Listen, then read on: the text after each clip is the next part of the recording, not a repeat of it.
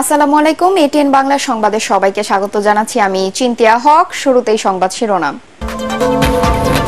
কোটা সংস্কারের এক দাবি পূরণে সরকারকে 3 দিনের আলটিমেটাম দিল শিক্ষার্থীরা। আজ সারা দেশে গণসংযোগ, অবরোধে ঢাকায় তীব্র যানজট। পেনশন স্কিম বাতিলের দাবিতে শিক্ষকদের আন্দোলন গড়ালো 9ম দিনে। ক্লাস ও পরীক্ষা বর্জন করে সব পাবলিক বিশ্ববিদ্যালয়ে বিক্ষোভ অব্যাহত। 4 দিনের সফরে চীনে প্রধানমন্ত্রী। বেইজিং এর লাল গালিচা অভ্যর্থনা, সই হতে পারে জ্বালানি, যোগাযোগ সহ বিভিন্ন খাতে অন্তত 22টি সমঝোতা স্মারক।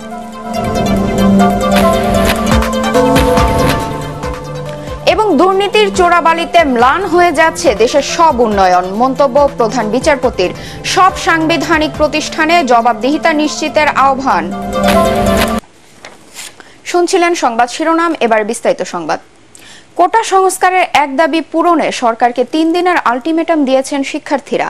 বাংলা ব্লকেটের দ্বিতীয় দিনের কর্মসূচি শেষে গত রাতে রাজধানী শাহবাগে আন্দোলনের নতুন কর্মসূচি ঘোষণা করেন কোটা বিরোধী আন্দোলনের অন্যতম সমন্বয়ক নাহিদ ইসলাম। এ সময় তিনি জানান, আজ বিক্ষোভ অবরোধ না থাকলেও অনলাইন এবং অফলাইনে সারা দেশে গণসংযোগ চালানো হবে। দাবি না মানলে বুধবার থেকে সর্বাত্মক অবরোধ কর্মসূচি সহ কঠোর আন্দোলন গড়ে তোলার হুঁশিয়ারি দেন আন্দোলনকারী শিক্ষার্থীরা। বিস্তারিত মাজহারুল হক মুহাজিরের রিপোর্টে। পুলিশি বাধা উপেক্ষা করে কোটা বাতিলের দাবিতে শাহবাগ থেকে বাংলা মোটর হয়ে কাউরান বাজার ফার্মগেটে অবস্থান সাধারণ শিক্ষার্থীদের। সবার কণ্ঠে এক স্লোগান, দফা 1, দাবি 1, কোটা নট কামব্যাক।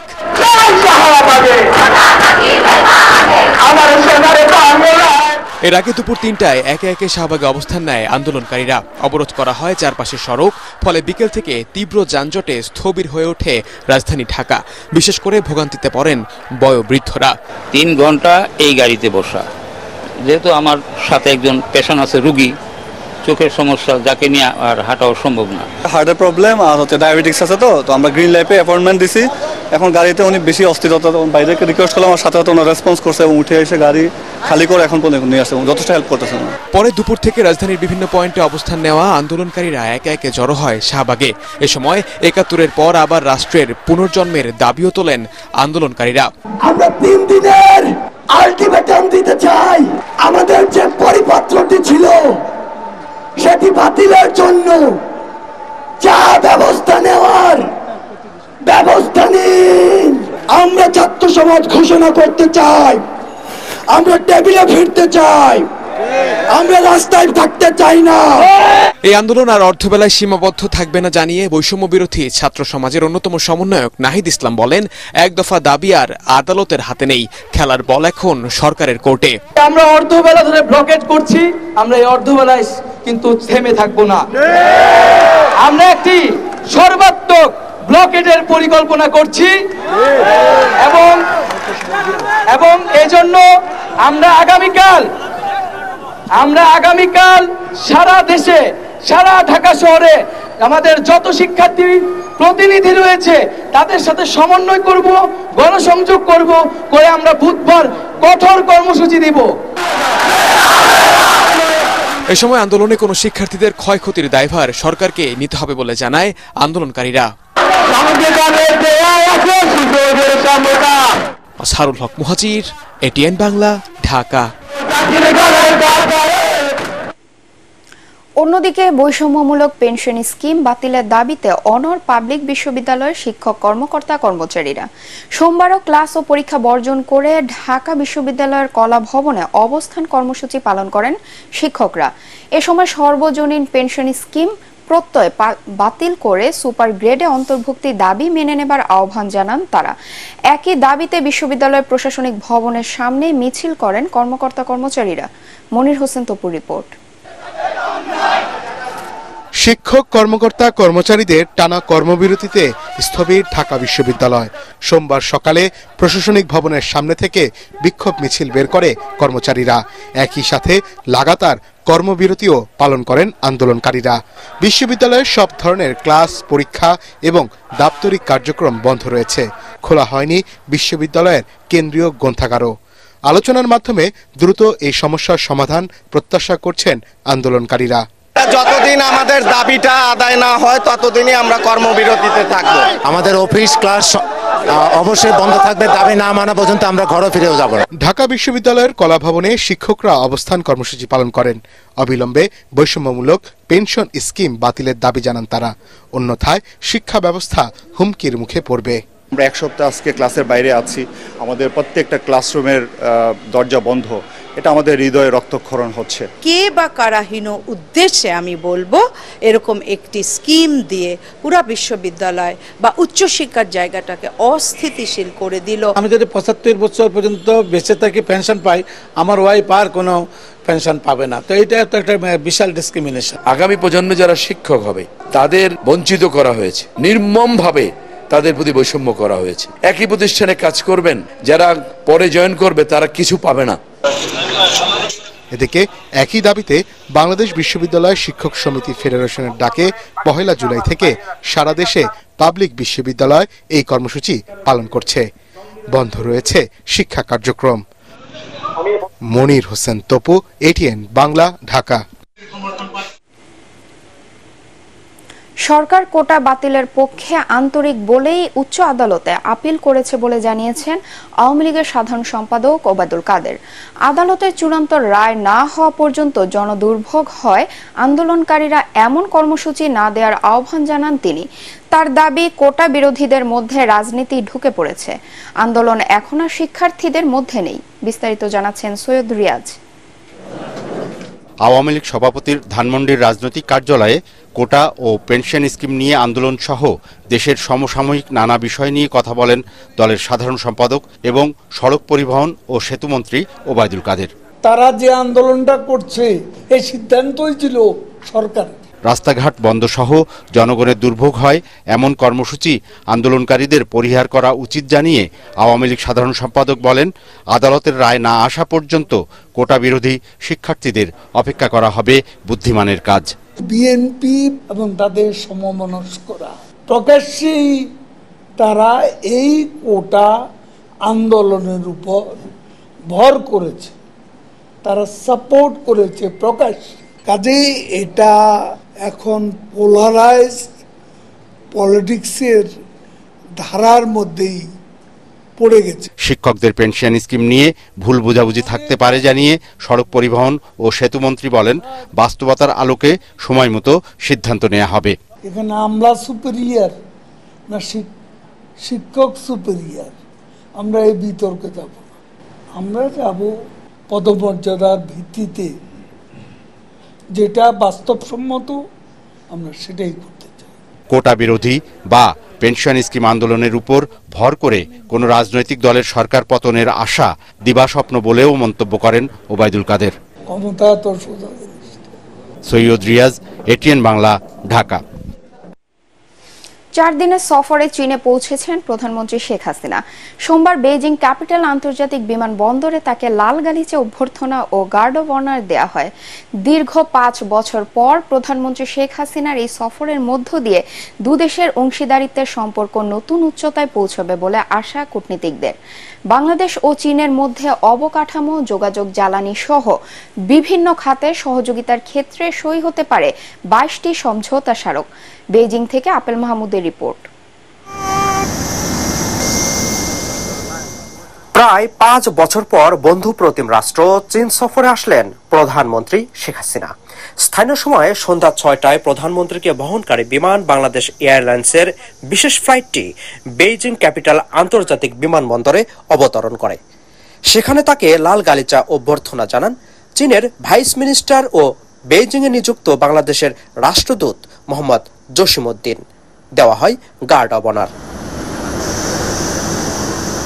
বিমানবন্দরের আনুষ্ঠানিকতা শেষে বাংলাদেশের সরকার প্রধানকে নিয়ে যাওয়া হয় আবাসস্থল সেন্ট রেজিস হোটেলে। প্রধানমন্ত্রীর চীন সফরকে ঘিরে প্রত্যাশার কথা জানান দেশটিতে বসবাসকারী বাংলাদেশি ব্যবসায়ীরা। আমাদের গন্ডং প্রভিন্সে একটা যদি বাংলাদেশ কনসাল জেনারেল ওইখানে অফিস করে দেয়, তবে চাইনিজদের সাথে আমাদের কোঅপারেশনটা আরও দ্রুত হবে এবং অনেক যোগাযোগের মাধ্যমে অনেক ভালোভাবে আমাদের ব্যবসাটা আরও সুন্দরভাবে স্মুথভাবে বাংলাদেশে করতে পারবে। দুই দেশের শীর্ষ পর্যায়ের বৈঠকের মধ্য দিয়ে বাণিজ্যিক সম্পর্ক অনন্য মাত্রায় পৌঁছাবে এমনটাই প্রত্যাশা তাদের। আমাদের এখানে অনেক সংখ্যক স্টুডেন্ট একটা সংখ্যা আছে যারা বিভিন্ন সময় ভিসা সংক্রান্ত ব্যাপারে তারপর এম্বাসিতে প্রবলেম ফেস করে, এই প্রবলেমগুলো যাতে সবাই একটু দৃষ্টি আকর্ষণ করে। অধীর আগ্রহে অপেক্ষা করছি যে আরো বৃহৎ পরিসরে আমরা আরো কিছু করতে পারবো চায়নার ব্যবসা বাণিজ্যে। 4 দিনের সফরে চীনের রাষ্ট্রপতি ও প্রধানমন্ত্রীর সাথে দ্বিপাক্ষিক বৈঠক ছাড়াও আরো কিছু গুরুত্বপূর্ণ বৈঠক করবেন প্রধানমন্ত্রী শেখ হাসিনা। এছাড়াও প্রেসিডেন্ট শি জিনপিং এর দেয়া নৈশভোজে যোগ দেবেন বঙ্গবন্ধু কন্যা। বাংলাদেশের উন্নয়নের পরীক্ষিত বন্ধু চীন। প্রধানমন্ত্রী শেখ হাসিনার 4 দিনের এই সফরের মাধ্যমে বাংলাদেশের অর্থনৈতিক অগ্রগতির পাশাপাশি দুদেশের মধ্যে যে বাণিজ্য ঘাটতি আছে সেটি অনেকটা কমে আসবে বলে মনে করছেন সংশ্লিষ্টরা। Apple Mahmud, ATN Bangla, Beijing, চীন। দুর্নীতি চোরাবালিতে দেশের সব উন্নয়ন ম্লান হয়ে যাচ্ছে বলে মন্তব্য করেছেন প্রধান বিচারপতি ওবায়দুল হাসান। রাজধানী আন্তর্জাতিক মাতৃভাষা ইনস্টিটিউট মিলনায়তনে জাতীয় বিশ্ববিদ্যালয়ে আয়োজিত বঙ্গবন্ধু চেয়ার বক্তৃতা অনুষ্ঠানে তিনি একথা বলেন। প্রতিহিংসার রাজনীতির কারণে দুর্নীতিবাজরা পার পেয়ে যাচ্ছে উল্লেখ করে প্রধান বিচারপতি বলেন, এগিয়ে যাওয়ার পথে বর্তমানে সবচেয়ে বড় বাধা দুর্নীতি। এমন পরিস্থিতি থেকে রেহাই পেতে সব সাংবিধানিক প্রতিষ্ঠানে জবাবদিহিতামূলক কাঠামো গড়ে তোলার তাগিদ দেন তিনি। অনুষ্ঠানে দুর্নীতি ও দুর্নীতিমুক্ত সমাজ গঠনে বঙ্গবন্ধুর ভাষ্য শিরোনামে গবেষণা প্রবন্ধ উপস্থাপন করেন প্রফেসর ডক্টর হারুনুর রশিদ। দুর্নীতির অন্ধকারের ম্লান হয়ে যাচ্ছে। এ দুর্নীতি আমাদের জন্য একদিকে যেমন কলঙ্কের, অপমানের, তেমনি বর্তমান প্রেক্ষাপটে আমাদের এগিয়ে যাওয়ার পথে সবচাইতে বড় অন্তরায়। দুর্নীতি দমনের ক্ষেত্রে আমাদের বিদ্যমান বাস্তবতার আইনের কঠোর প্রয়োগ সময়ের দাবি। ডিসক্রিশন বা সুবিবেচনার সুযোগ এতে নেই বললেই চলে। গণতন্ত্রের অন্যতম সৌন্দর্য হচ্ছে জবাবদিহিতা। সুতরাং রাষ্ট্রের প্রত্যেকটি প্রতিষ্ঠানে স্বচ্ছ এবং জবাবদিহিতামূলক পরিচালনা কাঠামো গড়ে তোলা হলে দুর্নীতি এমনিতেই বন্ধ হয়ে যাবে। বৈশ্বিক জলবায়ু পরিবর্তনের নেতিবাচক প্রভাব পড়েছে উপকূলীয় অঞ্চলের মানুষের জীবনমানে। লবণাক্ততা বাড়ায় ক্ষতিগ্রস্ত হচ্ছে সেখানকার কৃষি এবং অর্থনীতি। এমন বাস্তবতায় উপকূলীয় জনপদের উন্নয়নে লবণাক্ত সহনশীল কৃষি ও সমন্বিত মাছ চাষের পরামর্শ দিয়েছেন দেশি বিদেশি বিশেষজ্ঞরা। এজন্য উন্নত প্রযুক্তি ও কৃষকদের প্রশিক্ষণের তাগিদ দেন তারা। তরিক ইসলামের রিপোর্ট।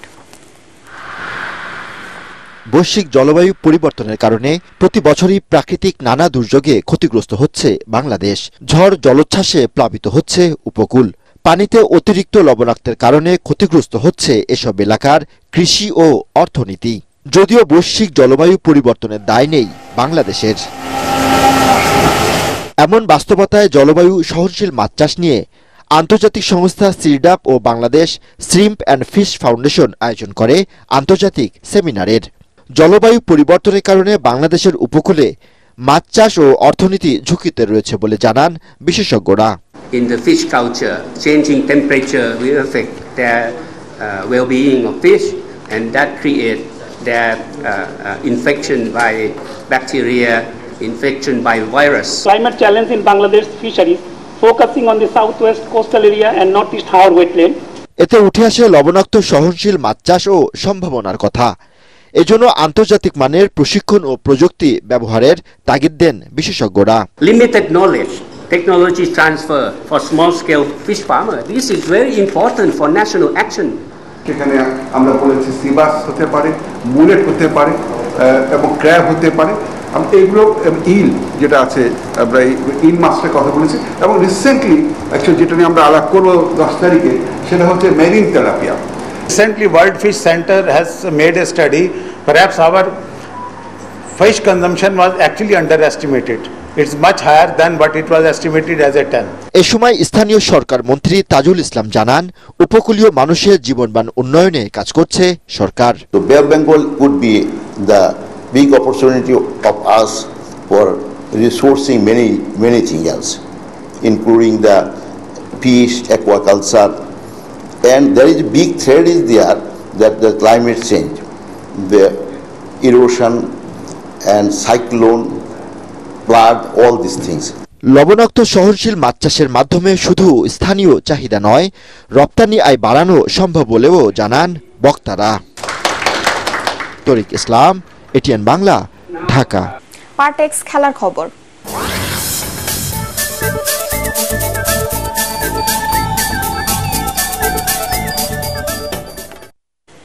কোপা আমেরিকা ফুটবলের ফাইনালে ওঠার লড়াইয়ে বুধবার অপেক্ষাকৃত দুর্বল কানাডার মুখোমুখি হবে বিশ্ব চ্যাম্পিয়ন আর্জেন্টিনা।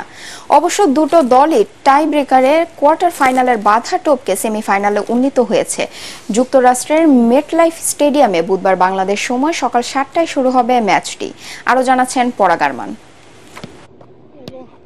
সেমিফাইনালে উঠলেও এবারের কোপা আমেরিকায় দাপট দেখাতে পারছে না বিশ্বজয়ী আর্জেন্টিনা।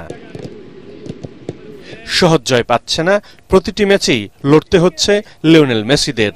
তাছাড়া দলের প্রাণভোমরা মেসি একটিও গোল করতে পারেননি।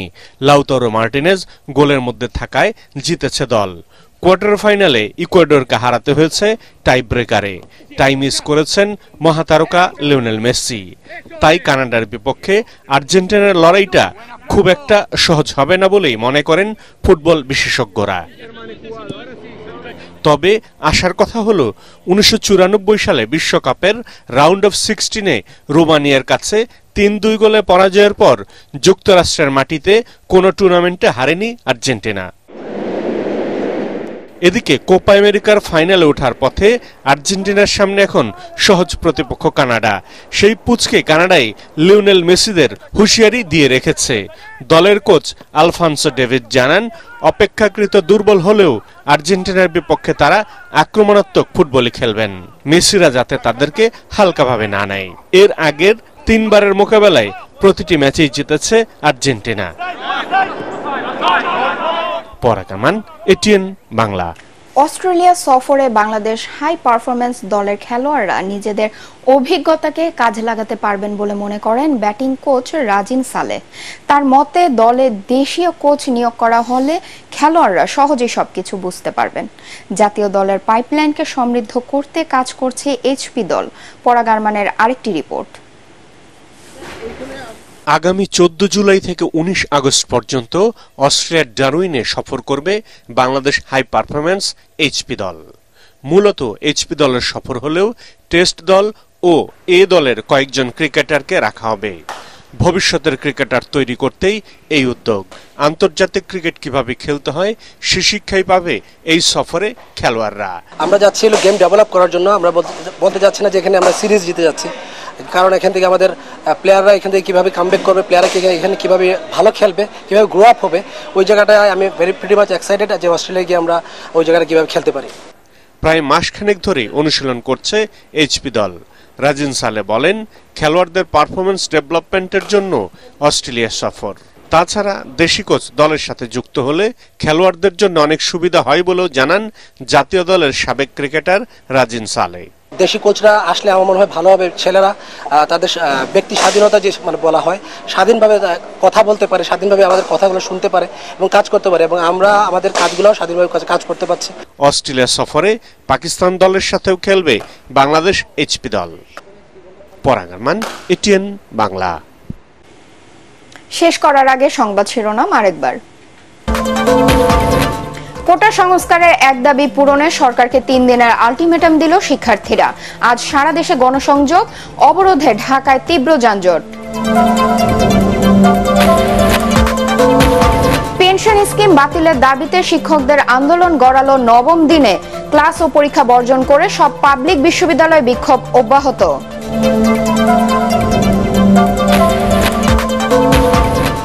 4 দিনের সফরে চীনে প্রধানমন্ত্রী। বেইজিং এর লাল গালিচা অভ্যর্থনা, সই হতে পারে জ্বালানি, যোগাযোগ সহ বিভিন্ন খাতে অন্তত 22টি সমঝোতা স্মারক।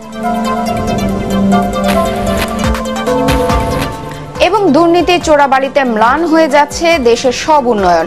মন্তব্য প্রধান বিচারপতির। সব সাংবিধানিক প্রতিষ্ঠানে জবাবদিহিতা নিশ্চিতের আহ্বান। পরবর্তী সংবাদ দেখার আমন্ত্রণ জানিয়ে এখনকার মতো শেষ করছি। এটিএন বাংলা সংবাদ ইউটিউবে দেখতে ব্রাউজ করুন youtube/ATN Bangla News। ধন্যবাদ সবাইকে।